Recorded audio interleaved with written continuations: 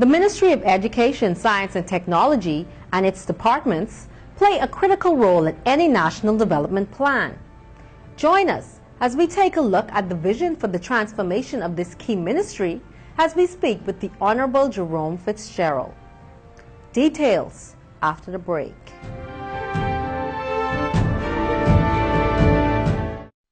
Would you dump garbage in your own yard?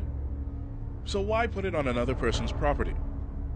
Garbage dirties our environment. It's ugly, attracts flies, and causes disease. Take care of your own garbage and get rid of it the right way. Let's keep the Bahamas clean, green, and pristine. This message has been brought to you by the Department of Environmental Health.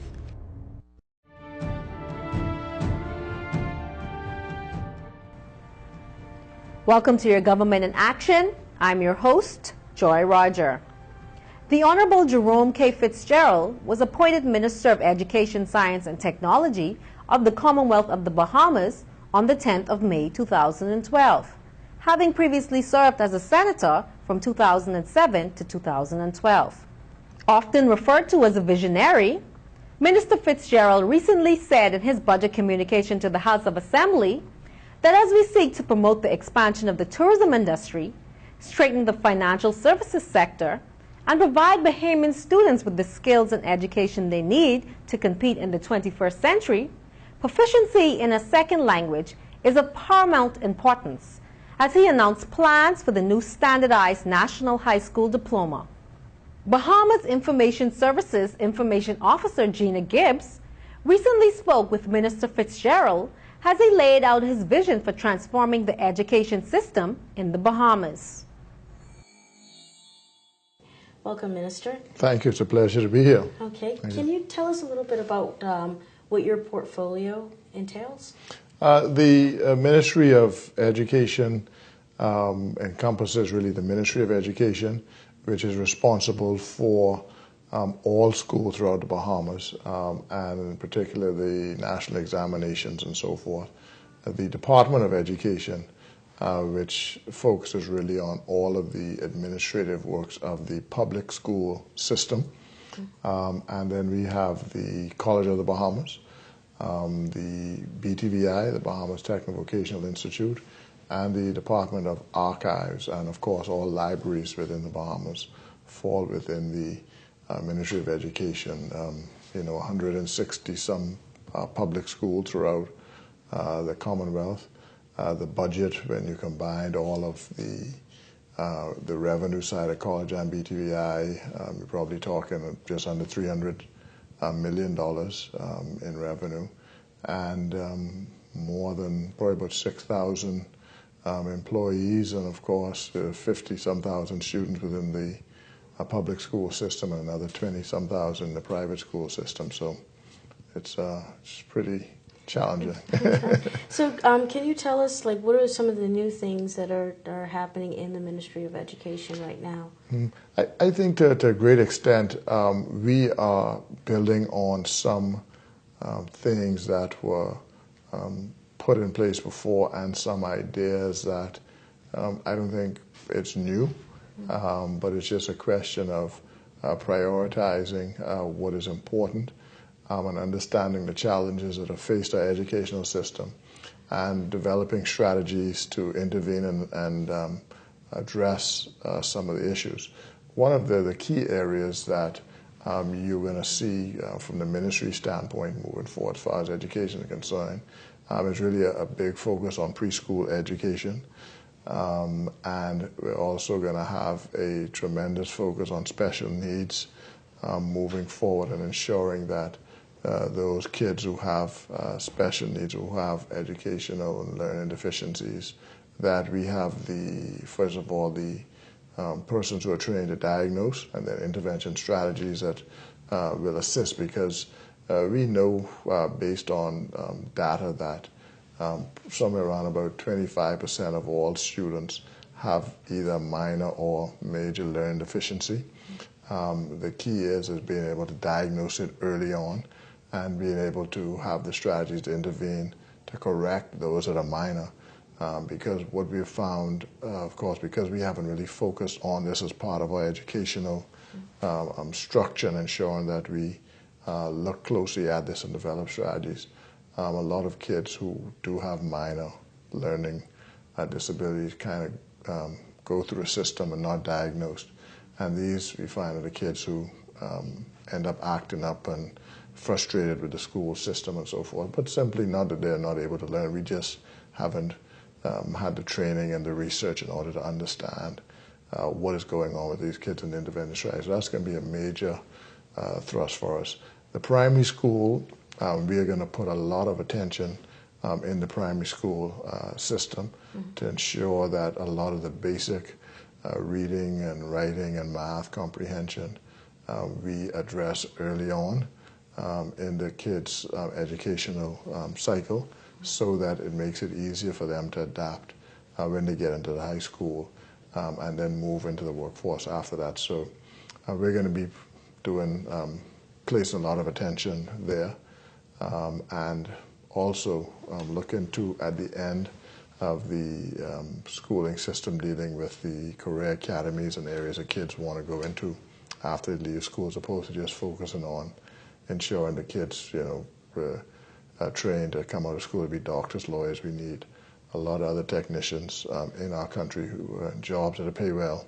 Like and the tourism sectors, the engineers, the graphic artists, the people who are involved in arts and culture, and so forth. So we're going to place quite a bit of attention on it moving forward. And so it's very exciting time, I think, to be in education. Really, the system needs to be transformed to be more relevant and adaptive. And I think we are moving in that direction, and I'm very satisfied with the results that we have been able to see in the first year as far as organizing and really come to grips exactly what it is we want to do. But I think the underlying point is that we want to ensure that when kids leave the educational system, that we are satisfied that they have what we consider basic education. And by that I mean that they can read, write, do basic math, understand our history and importance of national pride, and are able to communicate with respect from one person to another, and allow them to go into the job market or whatever it is. But our concern is now we have students that perform very well, and we know that. But our concern is really the 50% that don't perform well. And is that what the new curriculum plans for the new curriculum is all right, about? Right, exactly. Particularly in the high school, yes. Okay, so are you identifying the academic students from the technically inclined students, and kind of can you talk about that process? Well, we're not identifying them. What we're doing is we're allowing them to have a say and a choice in what area they want to go in, because just because they go into a technical field, it doesn't mean that they're not academically inclined. As a matter of fact, truth is you'll have some kids who are very academically inclined, but who just have a love for an area that's not seen as your traditional academic sphere. You want to be a doctor or lawyer or teacher, what have you. You want to be an engineer, you want to be a graphic artist, you want to be a master plumber, contractor, what have you. In the tourism management and in the tourism industry, these are areas that pay extremely well, and in many cases pay better than professionals, that's the normal professional area. But we have to allow our kids to go into areas not only that they are interested in, but areas which are important to our national development as a country. Okay, so now that we've talked about that, have the budget constraints affected any of your plans to form this new curriculum? No, not really. I mean, as a matter of fact, I think the budget has actually assisted us in focusing on the areas that we see that we need to have the investment. Before, I think, we didn't have, and I say we, the ministry and the department, did not have much interaction with the Ministry of Finance.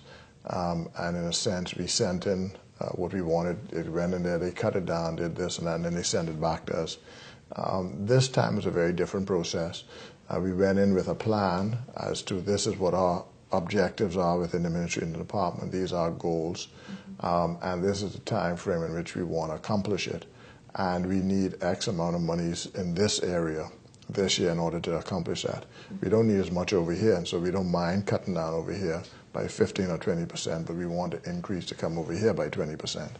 And that's important because in order to understand the budget is in different heads, different compartments or different areas, and so you can only spend the money in that area.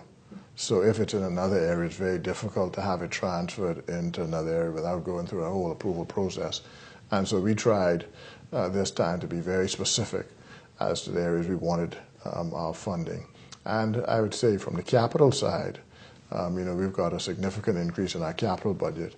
And so this year we plan to start the building of quite a few schools. And also we have done last year in our summer repair work, we spent $5.2 or $5.3 million on summer repairs, and really addressed a lot of issues that I saw when I first traveled around the country, where I just wasn't satisfied with the physical plant. And I really didn't see the sense of going and starting to build new schools when our existing schools were not in a condition that one would be proud of. And so there were some issues from the structural, the plumbing, electrical that we really addressed last year. And this summer, we're going to finish off those areas that we weren't able to do last year. And so our physical plan at the end of this summer, to me, will be at a very acceptable level, where I would feel comfortable investing in new plants. We do have a few schools, though, that have really outgrown their useful life, and we're looking at plans now to replace probably about 4 schools in New Providence over the next 4 years. But we're looking at the right financial structure in order to do that. So. Okay, so also Mabel Walker School has now been converted into a teacher resource center and training center. Yeah, well, Mabel Walker, for some time now, the issue really has been in education that we have not had a training facility that allows our teachers to upgrade themselves. Also, we have not had a facility where we can send teachers that are not performing well to improve on some skill area or skill set that we feel they may be lacking. And so this in-house Professional Development Institute, which is what it'll be called, Mabel Walker, is really designed in order to ensure that our teachers remain on the cutting edge as far as the amount of research that is out there, amount of intervention strategies, and their method of teaching. And so, it was very important for us at this stage, because as we make all of this investment into education now, and we've invested quite a bit in technology. Last year, $2.2 million. We invested another $1.9 million throughout the Bahamas in interactive. When you say technology, you mean? We're talking about the interactive whiteboards, computer labs, making the campuses wireless, and so we're really pushing a major push in that area. So by September, we would have invested probably around about $4 million in 15 months, which is substantial. And we're already seeing some of the improvements and impact that's making. So we're very excited. Are you heading towards distance learning? That is one of the components of it, and only because we are an island nation spread over 100,000 square miles, and in some of the smaller islands, we have schools, believe it or not, that have 5 kids in them. We have schools that have 2 kids in them, in Long Key. And so, you have to ensure that the same level of teaching that's available in New Providence for a couple 100,000 available in the island where you have 2,000, 3,000, 5,000, 15,000. And it's not feasible to send a teacher down there to teach, to have one teacher teaching each subject when you don't have that sort of capacity as far as students are concerned. So the distance learning is a key component of that, which will allow us to have the pre-recorded or the live teaching and be able to simultaneously have it sent throughout the islands. More from Minister Fitzgerald when we come back.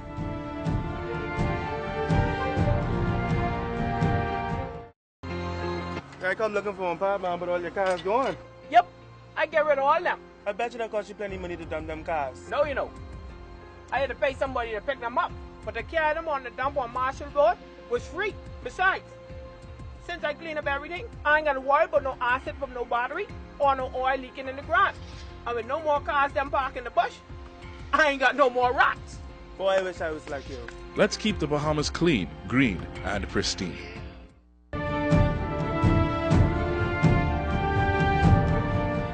Welcome back. We rejoin now the conversation with the Minister of Education, Science and Technology, the Honorable Jerome Fitzgerald. We are speaking with our guest, the Minister of Education, the Honorable Jerome Fitzgerald, and we were just discussing distance learning that will be utilized throughout the Bahamas in very short order.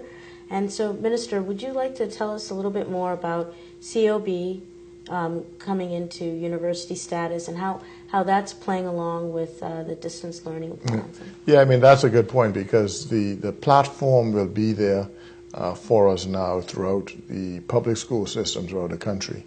And of course, that then opens up the availability and the capacity for the College of the Bahamas, which will be the University of the Bahamas, to allow distance learning in certain coursework in these islands using the classrooms that are already established with the technology, the whiteboard technology, that will allow multiple users to have access to level of training and lecturing and so forth. And so we're excited about that. We're very excited about the work that the Secretariat has done with regard to moving the college to university. It's a concerted effort. I am proud of the board, and particularly the former Minister of Education, Mr. Alfred Sayers, who's really guiding this whole thrust there at the college. We're committed to it. The government is committed to it. And as minister, I sat on the college council as well from 2002 to 2007 when we originally formed the whole concept of being the college turned to University of the Bahamas. So we're all committed to it. It's all a part of our vision and dream. And I have no doubt that before 2017 we will have the University of the Bahamas. Throughout the entire... Well, it'll be the University of the Bahamas for the whole Bahamas. And access to it, of course, once we get that established, we'll be able to use the technology we have in place through the public school system to enhance the higher learning from the University of the Bahamas. So how does BTVI fit into the plans as well?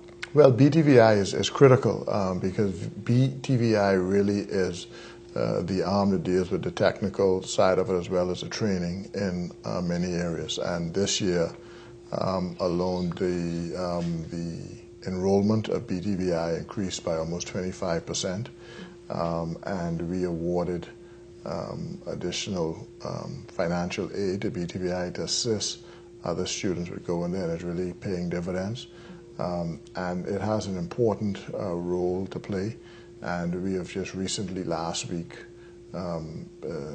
appointed the new board at BTVI. So BTVI now, the act was passed, I think, about 2 years ago, but the board was never approved or never appointed. And so that will give BTVI the sort of semi-autonomy it needs in order to quickly respond and address to some of the shifting and changing demands of our country and our workforce. And so we're very, very excited about that. Mr. Abraham Butler will be the first chairman of the College of Bahamas, and have many distinguished contractors and those persons in business and also in technology. Mr. Stubbs from IBM, Felix Stubbs, is a member of the board. So that sort of caliber of of persons will be involved. And so we expect great things out of BTVI. We're looking to expand the campus in this upcoming year and build a new classroom block because they just don't have sufficient capacity now to take the demand of the persons that are coming in to take up different courses and so forth. And so we expect a great explosion, expansion at BTVI. And we're very excited, very excited. Now, I understand that agriculture is preparing to try to become the next industry, you know, I guess under construction or whatever. And right now, Ministry of Education is invested in a school in Andros. Well, yes, yeah. I mean, agriculture. I think a key policy decision of this government, of our government, is that we are going to approach agriculture now on a very serious basis to ensure that we begin to develop a certain degree of food security within our country. And agriculture has changed so much over the last 20 years. The technology that's been brought to agriculture, this greenhouse, and what is produced in greenhouse has really transformed the agricultural industry totally. And so now you're able to produce more with less, less labor, less investment capital, less land. And so the whole agricultural industry is changing. And so we have certain schools that are involved in agriculture that are doing quite well. One in Andros that actually has an agreement with the Sheraton Hotel here in Nassau, where they ship their vegetables in, and that allows them to invest more in agriculture and actually do some things around the school in North Andros as well. So we're seeing some of the positive impacts of that. Now, the big initiative is the Agriculture and Marine Sciences Institute to be developed in North Andros, which will really focus on the associate's degree in agriculture and ensuring that we have certain certificates and training in different areas, from husbandry to ensuring that we are cultivating the right seeds and the right mixes for growing and so forth. There'll be a research center as well. And so it's something that has really been the vision of the Prime Minister. And it was his vision actually when we were at college to be the University of the Bahamas. And so now this takes on a more significant role for the College University of Bahamas, where you're going to actually have an agricultural school attached to it that in and of itself, from the work that we have done, will be self-sustaining in 5 years, and we expect that a whole city will develop around this. And if it works as we plan, and we have no doubt that it will, we think we have the right people involved, we think we have the right plan, we feel that this may well be the most important initiative of this administration. I mean, that's how excited we are about this School of Agriculture and Marine Sciences that will be positioned in North Andros. And we expect by early 2014 we will have what we need set up there in order to commence some of the plans we have there. There'll be quite a bit of work going on over the next 6 months. But we're really looking forward to the impact that's going to have really on North Andros and on our national development. So is there anything else that you want to say about the development of education in or different industries or anything? Well, I mean, the point is, for me is that I have as minister, I've tried to come in and take a very simplistic approach to education. Persons always talk about, we got to improve the grade point average and we're not satisfied with this. And I've always taken the approach that if we ensure that when kids leave school, they're able to read, they're able to write, they're able to do basic mathematics, and able to have respect for their fellow citizens and have a respect for this country, have a national respect and agenda. At the end of the day, we'll be producing good kids, and the national average will take care of itself. And so I'm not necessarily focused on the national average. I'm focused on those things that we need to do right in order to ensure at the end of the day that the average rises and we produce better kids. And so that is when you see the focus on preschools, because the studies show that kids who go through preschool perform much better in school, have better jobs, less likely to go to jail. Focus on special education, diagnosing kids who have special education needs, slow learners, intervening in them early. And we look at their primary school, changing the curriculum, which we did this year, have fewer subjects as opposed to the 10 and 12 subjects they're doing in primary school, reduce it, increase the amount of periods for reading, math, comprehension, and in that as well, look at integration strategies so that you can teach social studies, you can teach sciences through reading and comprehension. And so we've made a concerted effort at doing that at that level. And then in the high school, ensuring that kids go into areas that they find interesting. So making the education experience more relevant to them, and ensuring that if they are artistic and have a passion for different areas, that we have the offering within the public school system to cater to whatever their need is so they perform better at school. And when it then prepares them to be productive citizens once they move out into the workforce. And so from that perspective, that's really kind of a perspective that I have tried to bring into education, just to focus on those areas, and then understanding quite well that at the end of the day, the students who perform well are always going to perform well, and that we need to make sure we continue to encourage them. But our focus, our main focus, really should be ensuring that those kids who are at the lower end, that we make sure that we intervene in them early enough to give them a better chance of success. Because right now, quite honestly, too many of them are falling through the cracks, and we are paying the price for that. During his contribution to the 2013-2014 budget debate, Minister Fitzgerald announced plans for the Bahamas General Education Diploma, or GED. The GED is expected to give opportunities for countless students who have not had an opportunity to complete high school to complete and receive a general education diploma, which is the equivalent to a national high school diploma. He said that it is important to note that consideration will be given to the experiences that the applicant may have gained through work experiences, along with a specific set of criteria. That is all for this week.